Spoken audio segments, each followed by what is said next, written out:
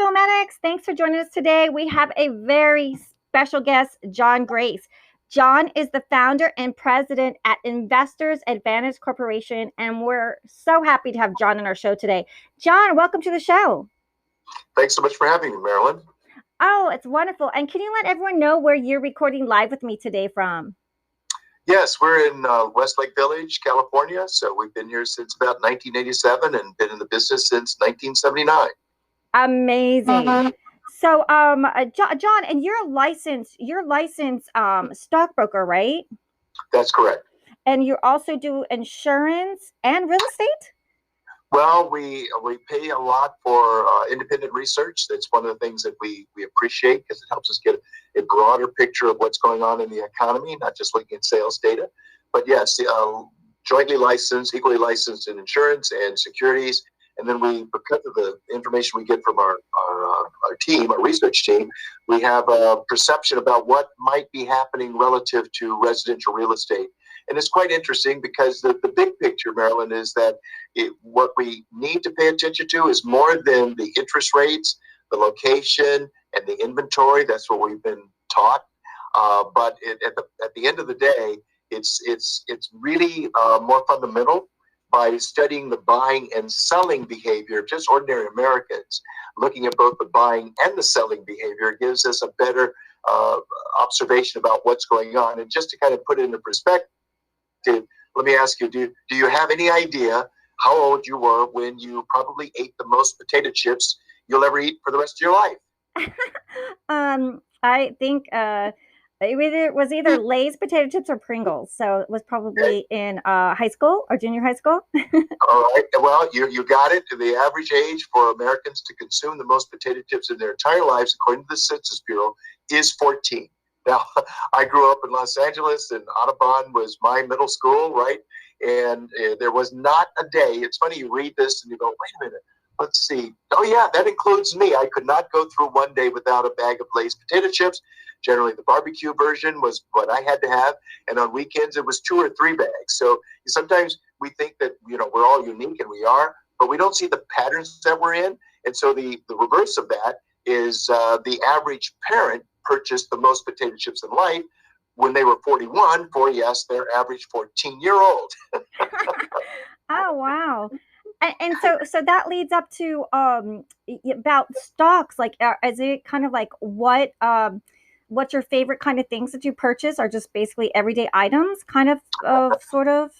Well, I mean, first and foremost, our first step with investors is to put together a financial plan, and our trademark happens to be the proof is in the planning. So rather than throw darts at different objects and companies that look attractive, first we want to make sure we see what kind of account we need to generate so that you can make work optional. So, for example, we are offering free financial planning services to all essential workers, and we were working with one couple. They're in their mid-30s, making about $100,000 between the two of them. She's making a little over 60. He's making a little over 40,000. So we'll round down to an even 100,000.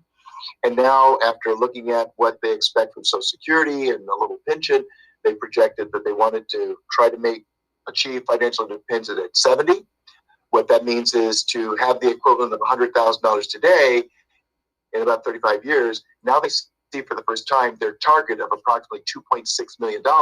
Sounds like a big number, but that's just what it's going to need to be to have the equivalent of seeing the same kind of income without having to go make the money, have the accounts pull in the $100,000 as opposed to having to go out to get the $100,000 that's adjusted for inflation and includes taxes and whatnot. But as I say, we want people to see the target first as opposed to just kind of willy-nilly buying stocks and feeling good when they go up and not feeling so good when they go down. Oh, I love it. I love that you're supporting essential workers. So if someone's listening and they're an essential worker, do they have to be in Los Angeles or California or any USA state, or like where do you work with people? Like what areas? Yeah, we're limited to the country of the United States of America. That's where we're limited. We're pretty well licensed across the country. So it doesn't matter where you might live. We'll do a Zoom meeting for up to 90 minutes. And it has three parts to it. First is, as I say, what do you need to achieve to make work optional on your time frame, right? And then secondly, regardless of whether or not if it's a couple situation, regardless of whether or not they're married, the question is, in the event one were to cease the other, what does the survivor need to keep things going? You had four hands keeping this up in the air right now. You only have two hands, and financially, we want you to be able to say, hey, I'm going to miss the person, but I'm not going to miss their money. Financially, I'm okay. That will help me deal with the emotions. So whether you live too long or die too soon, we want you to see, here's what it takes so that you can see that you can make work optional. And if you don't get enough time, what it means for him, for example, if he needs $60,000, all of what she's earning, it means that he needs about $1.3 million on her today. And if she needs 100% of his $40,000, it means that she needs $1 million on him today. Using the 4% withdrawal rule, it makes it easier with $1 million. 4% of $1 million is 40,000. She presents the death certificate. Hopefully, the money is invested in a way where the returns are pretty consistently above the yield. But if we limit the yield or the income to 3-4% at 4%, 4% of $1 million is 40 grand. Now she knows I might miss you, but I won't miss your money. That's important. And then the third piece is, in the event there are children in the equation, how can we get to the graduation at college, but we all are smiling and laughing and crying, not only because the siblings were able to, the children were able to graduate, but nobody has any debt. So that's part of what we try to do to help people see this is what it takes so that they can get across the stage. And if they say, we can all cry, but nobody's going to be leaving here with $200,000, $100,000 worth of debt that people carry on for the rest of their lives. And I want people to know, like, where they can book that Zoom meeting with you. Do they go to westlakefinancialadvisors.com? Is that where they go? They certainly can. Or one that's a little more easy to remember is YBPOR. That's .com. That's easy to remember. WHYDE, just as it sounds, 3 words. YBPOR, POOR.com, and reach out to us and set up a time for us to huddle, and we're happy to do so, or just contact us through email, contact@ybpoor.com. Yeah, and I love your phone number, 888-YB-POOR, BEPOOR. And that's the whole thing here. We're like trying to motivate people that traditionally don't think about stocks, or people that just didn't have anyone to ever say, hey, look into real estate, look into investing, look at, try something that could, make your money grow. But also, I have this that you wrote this wonderful book. Can you share a little bit with your book that you wrote? Yeah, in fact, I have it right here. It's available at Amazon and on eBay. It is Making Finance Make Sense. And it's about 100 pages, and I believe at Amazon it's about $15. Please help yourself to it. And by the way, please make favorable comments if you can, because that would help me reach my goal of getting on the bestseller list this year after writing the book last year. And it was simple for me, or it was simply my goal to put together kind of a beach entrance, if you will. I mean, the financial planning, the industry, securities, it's so complicated for so many people. And let's be honest, Americans, the only 4-letter word we don't like is math. Okay. So we try to make it easier to say, let's help you develop a plan, and then help you see what kind of ways that you could limit the losses in the event you have some money and you want to keep the losses limited. That's a big job that needs to be accomplished, but really give people the confidence that this is something that can be done. Yes, it's complicated, but it's not impossible.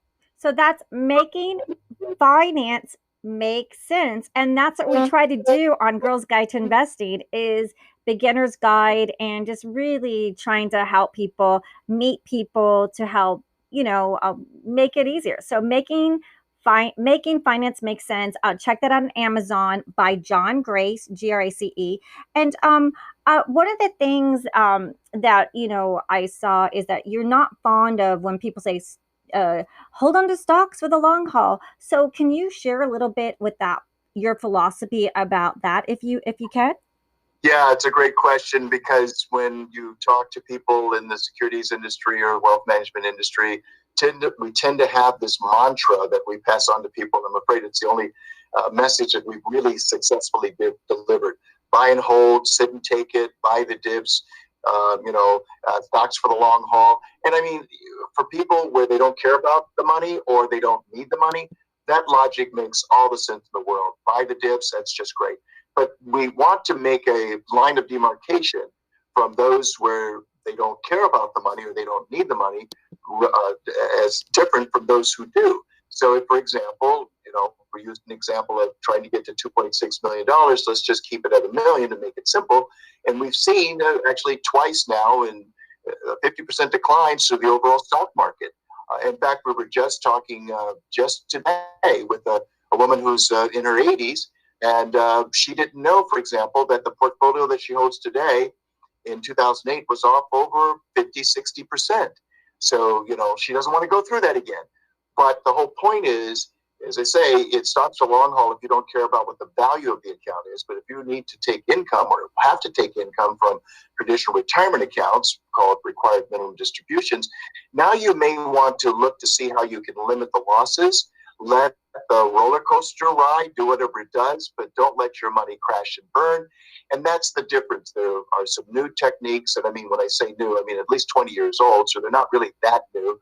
But we can see by virtue of using active management strategies where they make sense for people who are worried about losses, that moves money out of risk assets like stocks or bonds into cash like in 2008. And then in 2009, for example, we moved from being maybe as much as 100% cash, starting the year 5%, 08, but end of the year maybe 50, 60, 100% cash. And then starting March 9, 2009, as the smoke has cleared, we can move out of safety assets back to investable assets, risk assets. So maybe we're back to 95% invested, 5% cash. But that way, we've discovered that savvy investors hate losing money more than they like making money. So the question becomes, how can we possibly limit the losses so you don't need a Hail Mary pass just to get back in the game? Yeah. Is there anything that you want, like going into fall and winter in the stock market? Is there anything that you can just, comment on that? If someone wanted to go in and maybe invest in tech or, cars or electricity or batteries or groceries or whatever, is there anything that you want to, might just, comment on? Well, let's look at it like this. Since March 23rd, 2020, there's been a magnificent melt up as far as stocks is concerned. In fact, from 2009, it's been a terrific melt up, and everybody has enjoyed that. They've loved those gains. But many of us, I'm afraid, are not prepared for the potential losses. So to our way of thinking, when you go to Vegas, you want to figure out how much money you're going to bet, and then you make that your limit, right?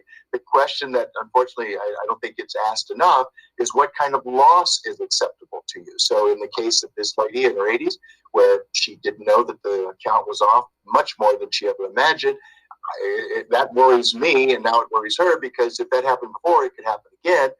We think a better question is to ask and answer what kind of loss is acceptable to you, and then is it possible, perhaps, to build a portfolio where it might actually perform within your loss limits. That way, we reduce those declines. So, for example, people, I would submit, need to look at how did your account do in 2020 when the market was off in 2020. From first quarter off 35%. Was your account off that much? Is there some way that you can see that you could have limited that loss?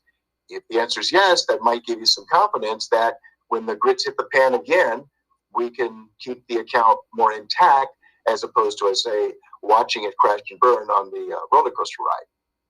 Yeah, and so that's great. That's great. That's really good. I love how just the amazing things that you do with your company. I just love that. I was reading, like, once again, I just wanted to stress that you provide free financial planning services to frontline workers, and thank you, frontline workers. And you also help nonprofits set up fundraising poker tournaments. I love that. Can you explain a little bit about that? Yeah, that's something we enjoy doing because it's nice to make money, and nonprofits are always interested in making money, and poker tournaments are really fun. So this is one of the things that we can do to help nonprofits, when it's safe to host, organize and host poker tournaments where the entry fees can drop right to the bottom line for the nonprofits. Oh, I love that. And can you tell us, like, how did you start? Like, did you grow up in LA or? I did grow up in LA. I'm surprised you can't tell from my accent that I'm actually from the South. And of course, what I mean is I'm from South LA. So yes, I am from LA. Local. Went out of town for school in Wyuk, Minnesota, and ended up being very interested in the securities business. In fact, just today I was talking to the gentleman who introduced me to his father. I was best man in his Jewish wedding, and he set me up to talk with his father, who was in the financial planning business back in 1978, and he became my mentor. And now I hear that his grandson, my mentor's grandson, my friend's son, is entering the business of financial planning and wants some input from me, and I'm happy to do that. And he's getting married, so it's funny how we come full circle, and I can actually share with him some stories about his grandfather because I know they never met. So who would have thought that I'd be talking to the grandson of the guy who got me in the business? That's a beautiful story. Yes. And so you grew up in South LA and then you went to school in Minnesota and you just had affinity for math and stocks. Yeah, the truth is my verbal skills on the SAT were much better than my math skills. It was pretty average. I was actually unhappy with my math skills, and I made a promise to myself that I needed to beef up my math skills. And when I met this gentleman, and he's saying, well, I can be your mentor and help you work with people to achieve financial success. I'm like, really? I'm very interested in that. So, and then we've got good teams of people with good math skills and all the equipment, so we can get the math right. But as I say, really want to help people see that it's not that complicated. But when we look at how complicated the world is these days, it's valuable to spend some time to determine at some point you're going to stop working, and how is it possible that you might be able to do that? Recognizing that the going to work might stop, but the income doesn't stop, and the same level of income might be made kept level, as opposed to discovering, oh my goodness, I only have Social Security to depend on. How is life going to be suddenly? Yeah. And you also do real estate, right? Can you talk a little bit about that? Well, we don't do real estate. We're not licensed in real estate, but thanks to our research team, it's one of those pictures that has become very interesting. And let me kind of paint it for you. We talked about the fact that most of us didn't know we peaked out at consuming potato chips at 14 and bought them at 41.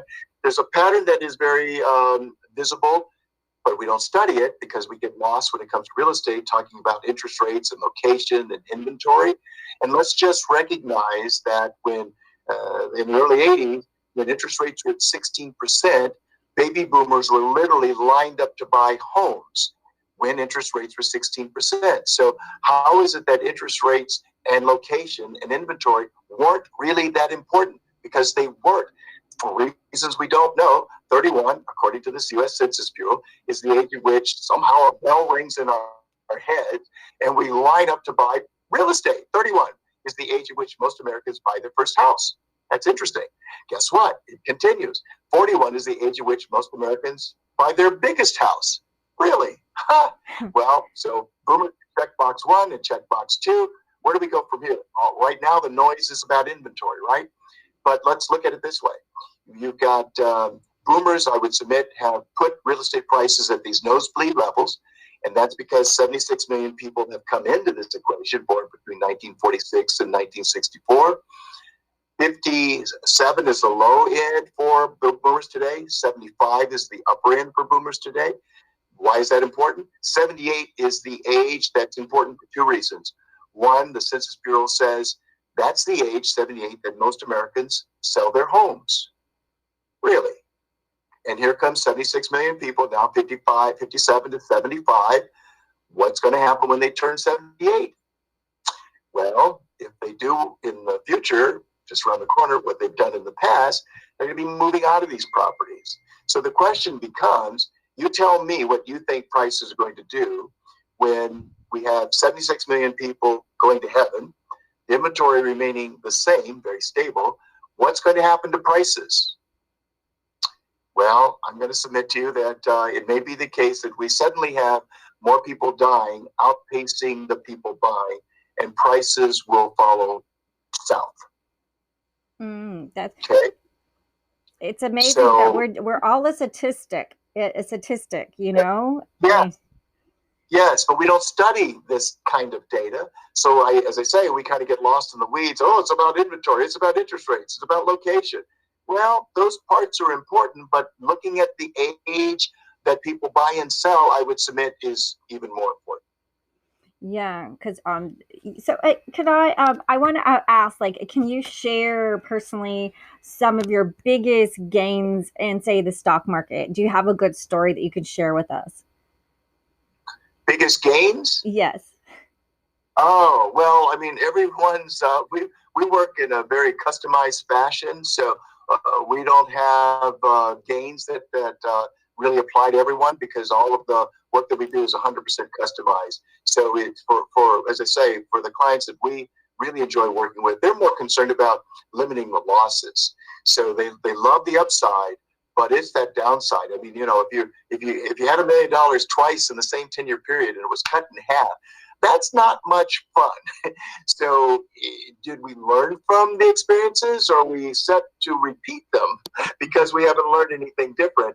And the research team is suggesting that we might see some real serious declines shortly. No real idea about the timing, but that's my best line, that it's not about the timing or the prediction. It's certainly more about the preparation. As I say, can we learn from the past and limit the losses so that no matter how bad things turn about, it doesn't mean that your account just went down like the Titanic, never to see light at the end of the day again. And then also, do you have any messages that differ between new investors as opposed to older investors? Yes, it's a good question, because we're, on the one hand, as I say, I think there's a line of demarcation for people who are worried about losses. If you're young, and particularly if you have a financial plan, and like the couple I'm talking about who are working on achieving $2.6 million, they can see for the first time that for them to do that, to reach their goal, they're going to need to save about 15% of their income. That's $15,000 a year, $1,300 a month. And by the way, if they wait 10 years, that contribution level could very well double. So by starting now and using time to their advantage, if it is the case, or when it is the case, that we're accumulating shares and the price drops, if the price drops 50% and you pick up twice as many shares, it's kind of like going out to the beach when the tide goes out. That's when it's safe to go get the shells and bring them back in. So for people who are younger and they've got time on their side, you really want a lot of market volatility. You really want the market to decline as you're making regular contributions. So to make it real simple, if you're buying at $10 a share, you're putting in $100. 10 times 10 is 100. And if the price drops to $5 a share and you're still putting in the $100, that means what? You're buying 20 shares for the same amount of money. Is that bad? Not while prices are low. And if that $5 ever gets back to near or above $10, you have more money in your pot, as opposed to hoping I buy in at 10 and it keeps going up and up and up. Might be better for you to see those declines. So that's the difference. We don't care so much about the declines. In fact, we want them when we're younger. We've got a lot of time on our side. But what was our friend when we were accumulating might be our enemy when we're starting to spend money. Now it may become more important for us to limit those losses as we're taking withdrawals, because those withdrawals we're trying to have last for 10, 20, 15, 30 years. Yes, that's such good information. And I just want to encourage everyone that's listening today, please check out John Grace's book, Making Finance Make Sense. Please make it make sense. So, yes, anything to make finance easy to understand, because we're beginners, we're future moguls, and we love learning here. And once again, I want to encourage everyone to go to John's website, especially if you are a frontline worker. Remember, they provide free financial planning to frontline workers, and they also set up nonprofits with fundraising poker tournaments. So there, and also you can help people with their finances, and you've been around, like John, like you said, over 20 years. So John comes up from a really fantastic company, Investors Advantage Corporation, serving one client at a time since 1979. That's westlakefinancialadvisors.com or Why Be Poor. And John, I just want to say thank you for coming on the show today. My pleasure, Marilyn. Hope that was helpful to people, both for the ones who are starting and the ones who are trying to stay whole. Yeah, and happy summer, moguls. Thank you for listening, and check out our other podcasts. And I hope you've enjoyed this one. And thank you so much. Have a terrific week.